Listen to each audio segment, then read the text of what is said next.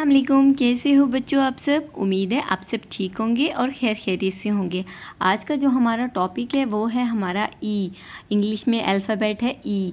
E for egg, E for elephant, E for egg, E for elephant, E for egg Urdu में बोलते हैं अंडा और एलिफेंट को इंग्लिश में बोलते हैं हाथी। ये देखिए बच्चों, ये हैं हमारे पास कुछ कलरफुल कलर्स। इनसे आज हम आपको लिखना स्टार्ट कराएंगे। सबसे पहले ये देखिए, ये है मेरे पास पर्पल कलर। ये है E for egg, E for elephant, E for egg. E को हम ट्रेस करेंगे। ई को कैसे लिखते हैं?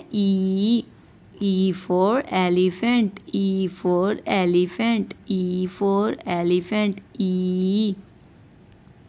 ठीक है, इसको हम इस पर ट्रेस करेंगे। ई, ठीक है। E for elephant, E, E, E, E, E, ठीक है। फिर से लिखेंगे E, E, E, E, E, E।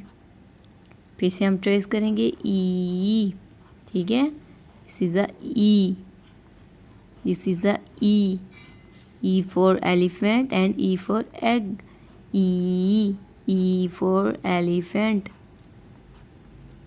ठीक है। फिर से हम ट्रेस करेंगे ई कैसे लिखेंगे? ई को ऐसे करके, ऐसे करके, ऐसे ऐसे ई। फिर से लिखेंगे ई, ठीक है।